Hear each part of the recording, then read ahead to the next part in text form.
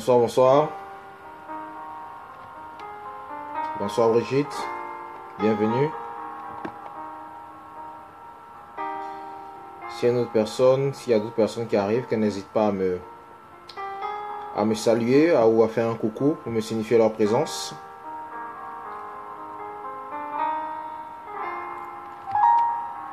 Cette fois-ci, je n'ai pas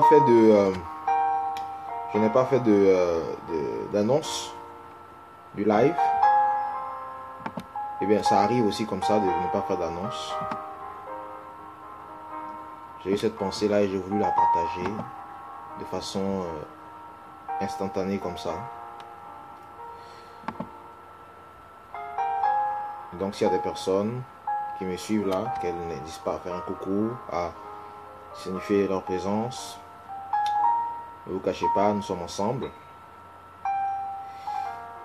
Et s'il y a d'autres personnes qui arrivent, voilà, saluez-moi simplement, que je sache que vous êtes en train de regarder la vidéo, que vous suivez la vidéo. Bonsoir Amandine, voilà, que vous suivez la vidéo. Voilà.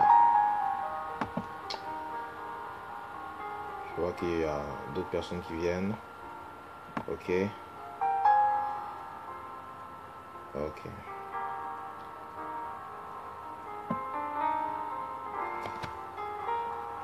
Alors, ce soir, c'est un live un peu que j'ai vraiment, je dirais pas improvisé, mais c'est vraiment une pensée que j'ai eue et que je voulais partager vraiment, toujours dans le cadre de la petite série que j'ai commencé sur... bonsoir Tcheka, bonsoir. Voilà. En tout cas, je vois que tu as bien commencé le challenge de 30 jours dans la parole de Dieu. Voilà, bon courage à toi. Et que ça porte beaucoup de fruits.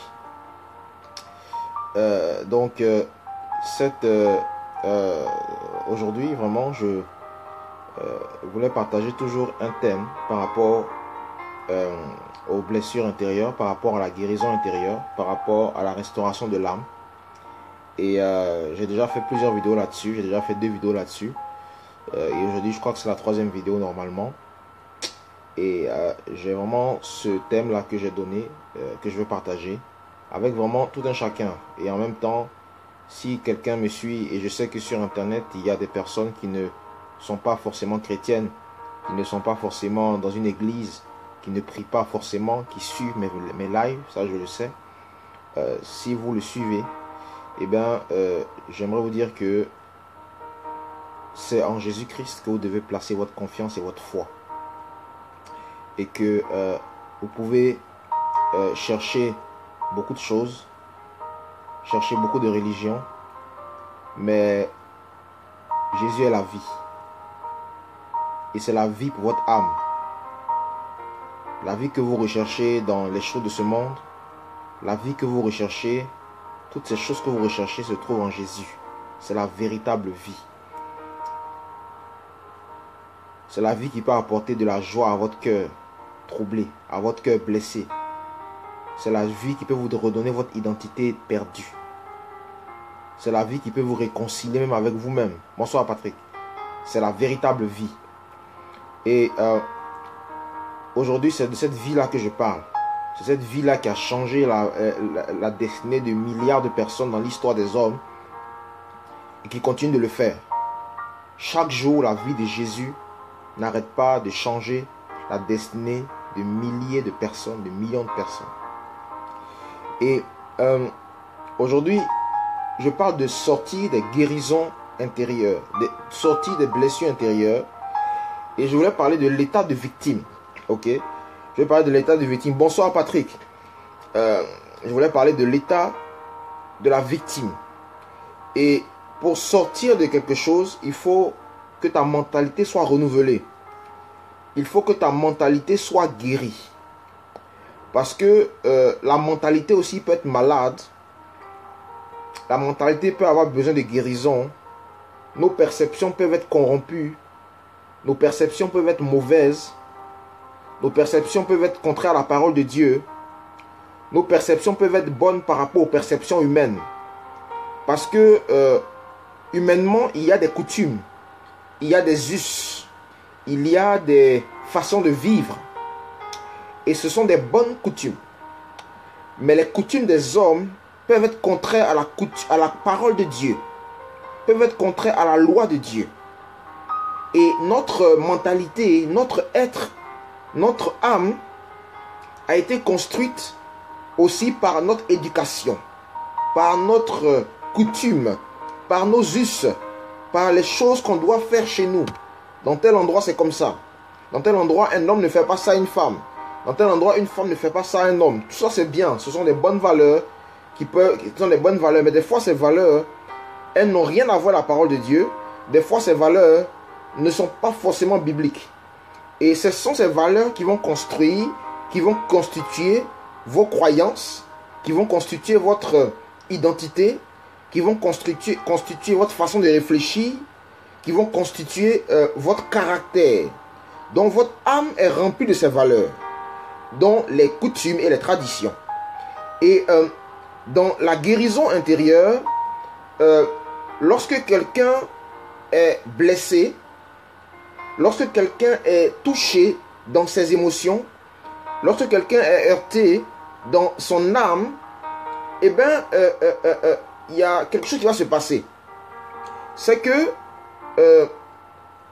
on va commencer à nourrir de la rancœur, à nourrir des frustrations, à nourrir des frustrations qui sont liées au fait que on a l'impression qu'on a été bafoué dans notre façon de faire. On a l'impression que on nous a humiliés à tel ou tel niveau. Et tout ça, ce sont notre façon de voir la vie. C'est notre éducation. C'est ce que on nous enseignait quand on était petit. Ce sont les traditions, la culture de la société qui font qu'on estime que par rapport à telle chose, nous, on a été blasés. Vous comprenez? Et c'est ça qui engendre la blessure. C'est ça qui engendre la frustration émotionnelle. Et les gens vont entrer dans un système où ils vont dire que moi, on ne peut pas me faire ça. Moi, par exemple, dans une relation sentimentale, vous estimez que vous avez tout bien fait et que la personne en face a été un véritable démon. Donc vous estimez que vous étiez vraiment quelqu'un de formidable. Et pourquoi ça vous est arrivé à vous? Pourquoi cela vous est arrivé? Pourquoi vous avez fait confiance à telle personne et elle vous a déçu? Pourquoi dans votre environnement de travail, dans vos relations, cette personne vous a trahi? Pourquoi cette personne vous a humilié? Pourquoi cette personne n'a pas gardé le secret que vous lui avez confié? Vous voyez? Et les gens entrent, bonsoir Nadège, et les gens entrent dans dans un esprit que j'appelle l'esprit de la victime. Ils entrent dans l'esprit de la victime. Et lorsque vous êtes dans l'esprit de la victime, vous avez toujours raison. Vous allez trouver des raisons pour justifier votre rancœur. Vous allez trouver des raisons pour justifier votre changement de caractère. Vous allez trouver des raisons pour justifier le fait que vous ne voulez pas pardonner. Vous allez trouver toujours des raisons par rapport à quoi? Par rapport à votre âme qui a été blessée. Et cette âme, elle s'est construite par des croyances. Elle s'est construite par des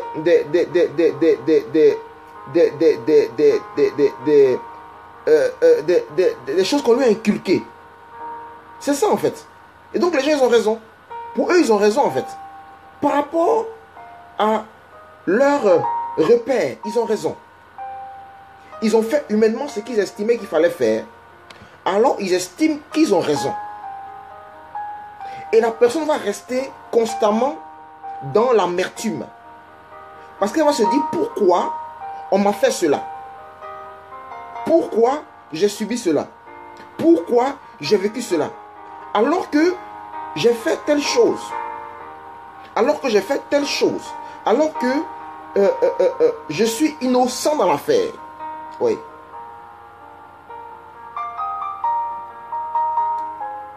Je pense que on me confond avec une autre personne parce que je vois maman pasteur. Non, non, non. Je pense qu'on me confond. Je ne suis pas pasteur et je suis Franck Kwame. Voilà, votre frère dans le Seigneur. Voilà. Bon, donc ça c'était juste la petite parenthèse. Donc c'est ça en fait.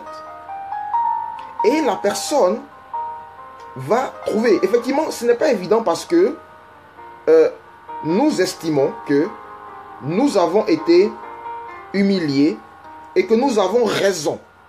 Ok. Mais le problème de cet état d'esprit, qui est l'esprit de la victime, ok, c'est que la personne va toujours rester dans la rancœur. La personne va toujours rester dans l'accusation. Elle va toujours rester dans le ressentiment. Pourquoi elle reste dans le ressentiment? Parce que son âme... Ah, ok, d'accord, ok. Ok, merci. Merci, Blessebo. Ok.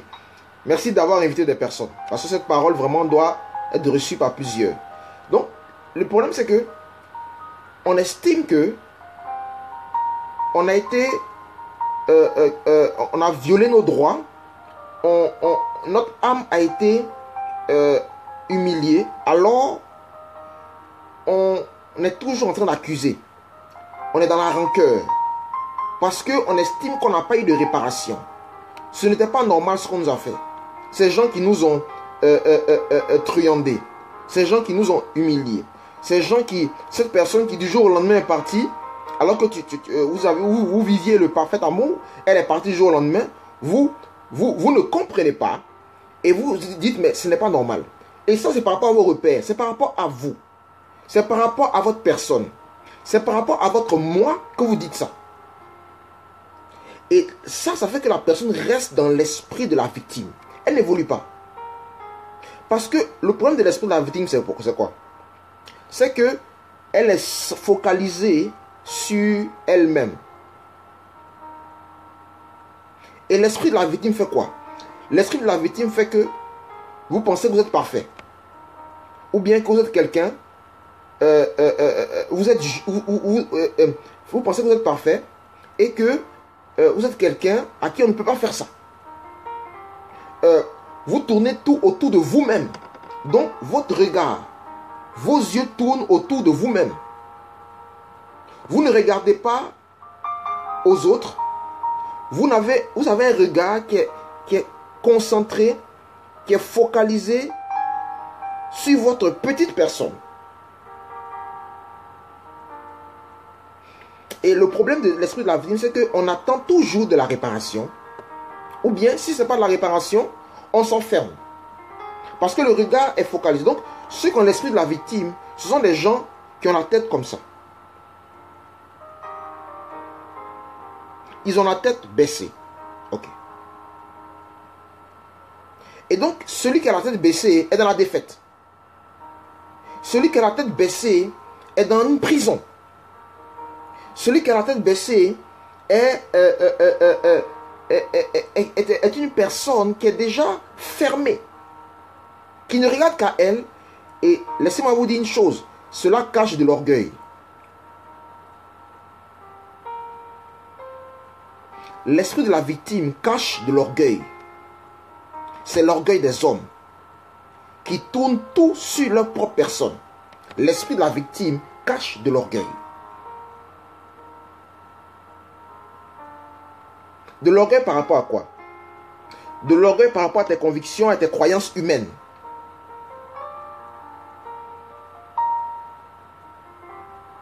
Et c'est ça l'esprit de la victime.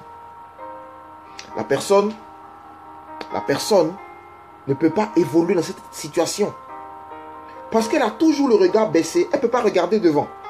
Donc comme elle ne peut pas regarder devant, elle ne voit aucune perspective d'évolution. Elle ne voit aucune perspective d'avenir. Elle ne voit aucune perspective de délivrance. Elle ne peut même pas voir quand Dieu est en train de la visiter. Quelqu'un qui est blessé émotionnellement aura du mal même à reconnaître son conjoint. Parce que son regard est comme ça. Comment il peut voir?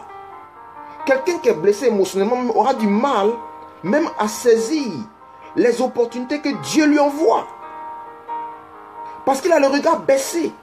Il ne regarde pas devant.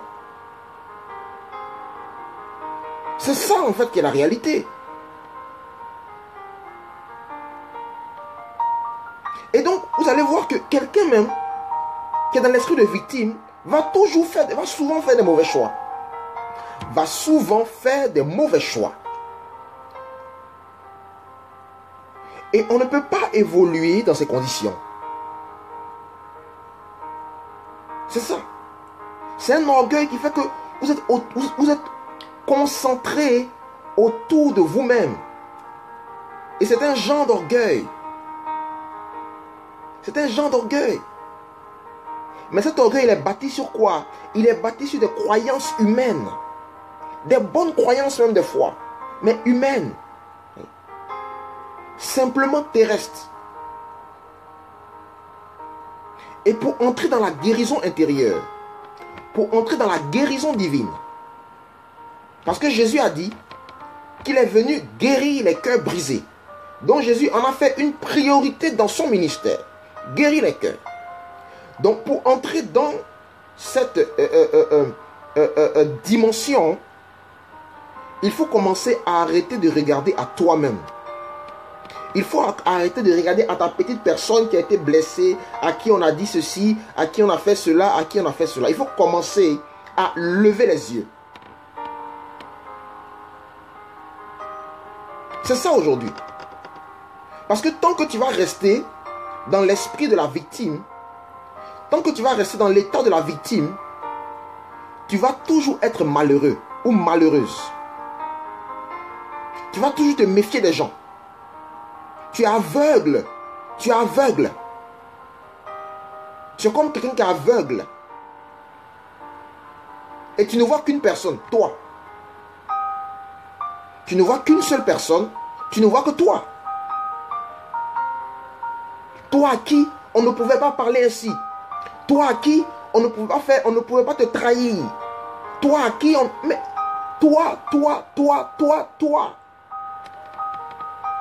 Parce que toutes tes conceptions sont basées sur toi.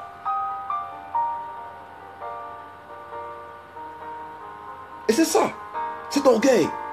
L'esprit de la victime cache derrière. Derrière, c'est l'orgueil.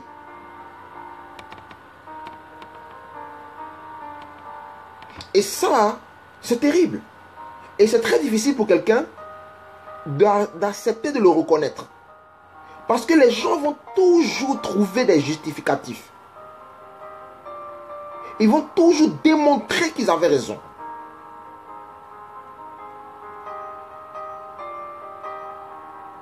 Et c'est ça. Commence déjà à lever les yeux. À arrêter de focaliser ton regard sur ta personne. Et à commencer à avoir le regard de Dieu, qui est le regard de l'aigle, qui prend de la hauteur sur les situations. Parce que le regard de Dieu, ce n'est pas le regard de ta croyance ou de ta culture ou tes convictions personnelles, mais c'est le regard de la parole de Dieu. C'est le regard de l'aigle. C'est le regard de l'esprit.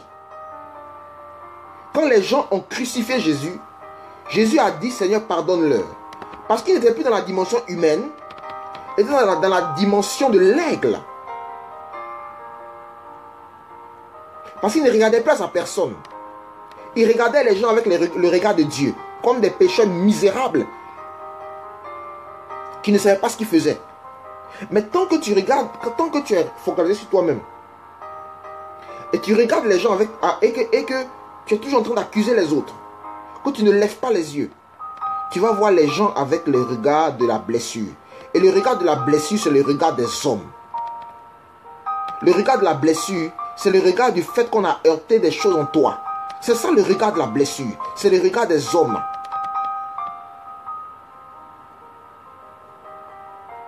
Mais lorsque la personne commence à élever par le Saint-Esprit, par la puissance de Dieu, son regard, et à adopter le regard du Seigneur sur la situation, elle se déconnecte de son moi et elle entre dans les hauteurs de l'amour de Dieu. Et ça demande une révélation et une véritable repentance. Parce que là, c'est ta mentalité qui va changer. Aujourd'hui, je parle de la guérison opérée par le Saint-Esprit, qui est la véritable guérison. Commence à lever les yeux. Commence à lever les yeux. C'est ça aujourd'hui. Tant que tu vas te regarder, toi, mais que tu ne vas pas regarder la situation avec le regard du Seigneur. C'est ton âme qui va parler et ton âme aura toujours des justificatifs. Toujours des justificatifs. Elle aura toujours des justificatifs. Et c'est ça aujourd'hui. La sortie des guérisons était... Bonsoir Gaël. Bonsoir. Bonsoir coach. C'est ça le problème de la guérison de la blessure intérieure. C'est que les gens se regardent avec... Ils regardent à eux-mêmes. Et ils estiment que tout leur est dû. Ils estiment que ils ont été des victimes. Que c'est à eux qu'on a fait du mal. Que c'est à eux qu'on a fait ceci. Que c'est à eux qu'on a fait cela. Et comme leur regard est focalisé sur eux, ils ne peuvent pas avancer. Ils ne peuvent pas aller dans la victoire. Parce que leur regard est baissé. Leur tête est baissée. Et c'est ça aujourd'hui que je veux véritablement encourager quelqu'un qui suit cette vidéo-là. Commence à avoir le regard du Seigneur. Commence à avoir le regard de l'Esprit sur la situation. Et ça va faire que tu vas sortir de ton moi. Parce que, vous savez, humainement, il y a toujours des raisons. Humainement, quand on reste dans l'humain, il y a toujours des raisons. Donc, il y a toujours des raisons pour dire, oui, voilà, voilà. Moi, on m'a fait ça, j'ai fait ça, j'ai fait du bien, j'ai fait du bien, j'ai fait du bien aux gens. Ils m'ont fait ceci, voilà, c'est pas normal. Je suis une personne de bonne moralité. Je suis une femme vertueuse, vraiment. Je suis un homme vraiment sérieux. Je suis quelqu'un vraiment... Voilà, humainement, tu vas toujours avoir des choses à dire.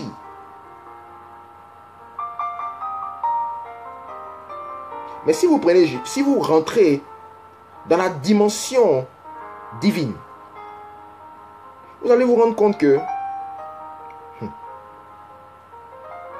Jésus même a été crucifié pour nos fautes. Lui, il n'avait rien fait là-bas. Ce sont nos fautes qui lui l'a pris. Humainement, tu vas te rendre compte que toi-même, tu as déjà fait du mal aux gens. Toi-même, tu as déjà fait du mal aux gens.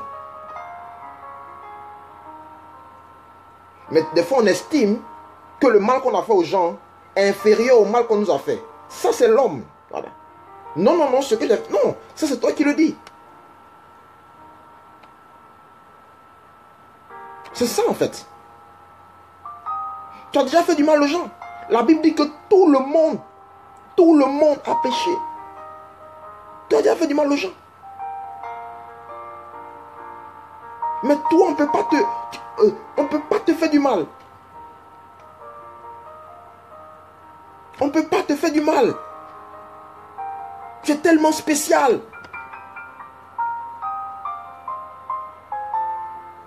Et c'est ça l'orgueil de l'état de la victime. Pourquoi on m'a fait ça? Pourquoi on m'a fait ça? C'est tout. Moi, on m'a fait ça. On m'a fait ça. On m'a. C'est toujours ça. On ne peut pas te faire du mal. Tu n'as jamais frustré quelqu'un.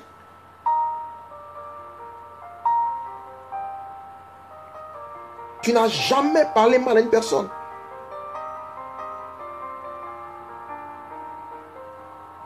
Et même si tu penses humainement que tu ne l'as jamais fait, à Dieu, même à Dieu, tu as fait du mal.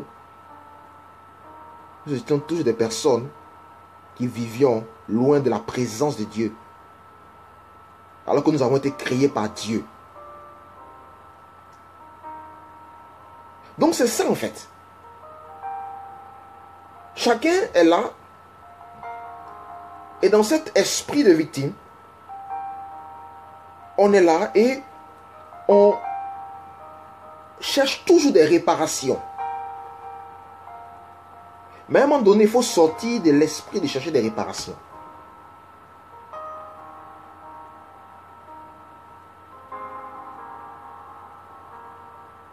Parce qu'aucun homme ne pourra t'apporter une véritable réparation.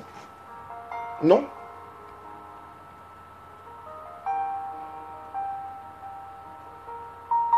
Non, ils ne pourront pas t'apporter de réparation.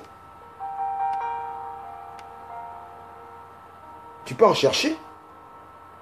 Tu peux faire des revendications. Tu peux dire même à Dieu de punir ces gens. Mais Dieu n'est pas là pour exprimer des prières de quelqu'un qui est blessé pour sa propre vengeance. Dieu n'est pas dans ça. Je dis, Dieu n'est pas dans ce business.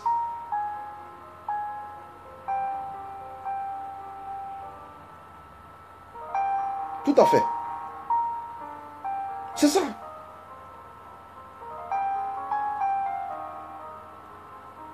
Et les gens, dans l'état de victime, sont là. Ça peut même colorer même tes prières. Colorer tes prières dans les choix que tu veux faire. Ça peut les colorer. Ça peut mettre une couleur. C'est la couleur de la blessure sur la prière. C'est pas la couleur de l'esprit. C'est la couleur de la blessure.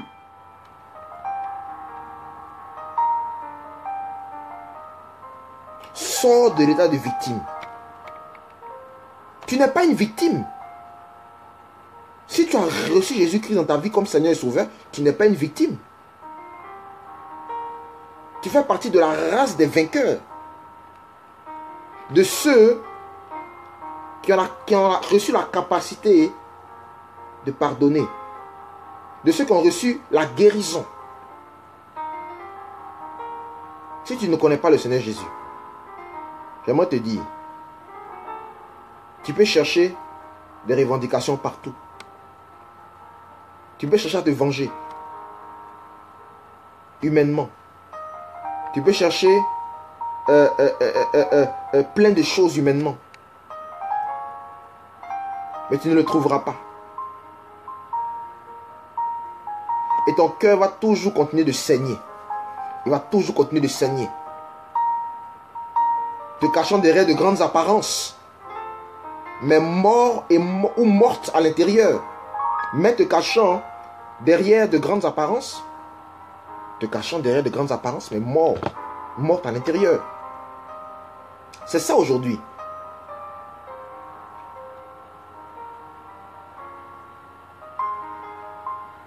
Il n'y a que le Saint-Esprit qui est capable de nous donner cette hauteur, de nous donner cette vision et de nous détacher de ça. Tant que tu regarderas seulement à toi, tant que tu ne viendras pas devant le Seigneur, laisser ton orgueil, ta position humaine, tes bons justificatifs, et lui demander véritablement de t'aider à voir les choses comme lui, tu vas toujours être là. Tu vas toujours.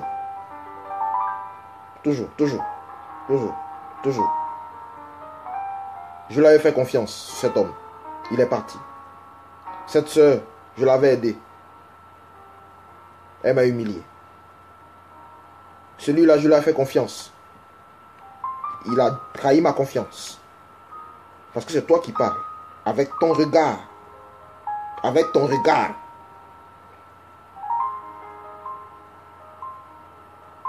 Donc tu as le visage baissé.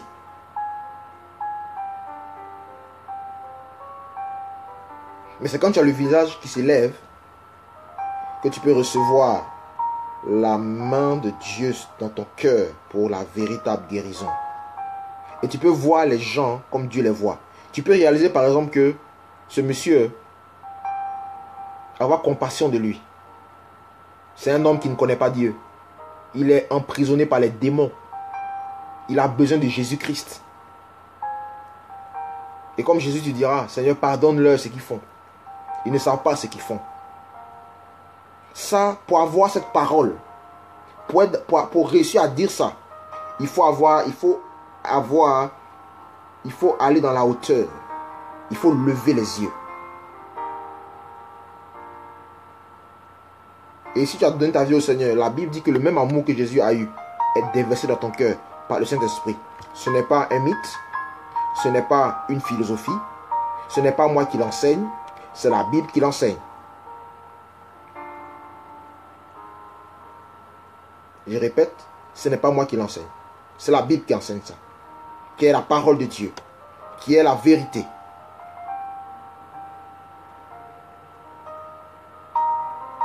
Et c'est tout ça qui est important. C'est tout ça qui est important.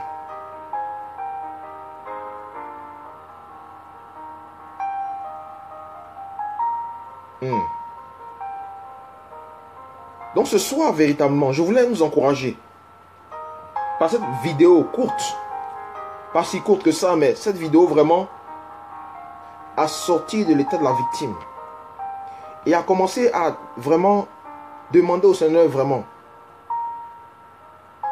de nous donner de voir les choses comme lui, il voit les choses, de nous donner son regard. Parce que tant que tu es dans l'état de victime, tu peux toujours prier, Seigneur, guéris-moi. Tu ne seras pas guéri. Parce que tu te vois comme une victime. Tu es toujours dans l'esprit de l'abattement. C'est difficile dans cette condition-là. Mais quand Dieu vient renouveler ta mentalité, il vient te détacher de la façon de réfléchir humaine. C'est là que les choses changent.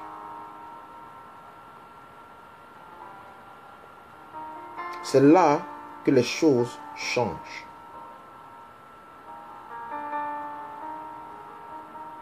Commence à lever les yeux. Lève les yeux vers lui. Et aie son regard dans les hauteurs de l'esprit, dans les hauteurs de l'amour de Dieu, qui aime tous les hommes, quelles que soient leurs fautes, quels que soient leurs péchés. Il les a aimés.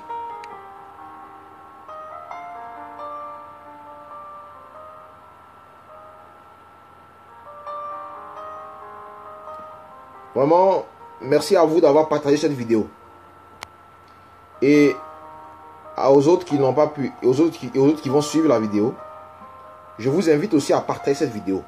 À partager véritablement ce live, cette vidéo, ce live, pour que d'autres personnes puissent véritablement recevoir cette bonne parole. Et si tu ne connais pas le Seigneur, Jésus est celui véritablement qui veut habiter dans ton âme, dans ton cœur. Il veut t'accorder non seulement la paix de l'âme dans ce monde et dans l'éternité. C'est lui véritablement qui peut donner un véritable sens à ta vie. Un sens profond à ta vie. Cette vie de Dieu en toi.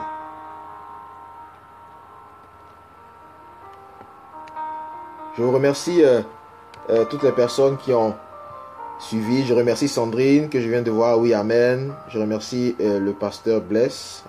Voilà. Je remercie le coach Gaël. Voilà, merci d'avoir honoré ta présence dans ce live. Je remercie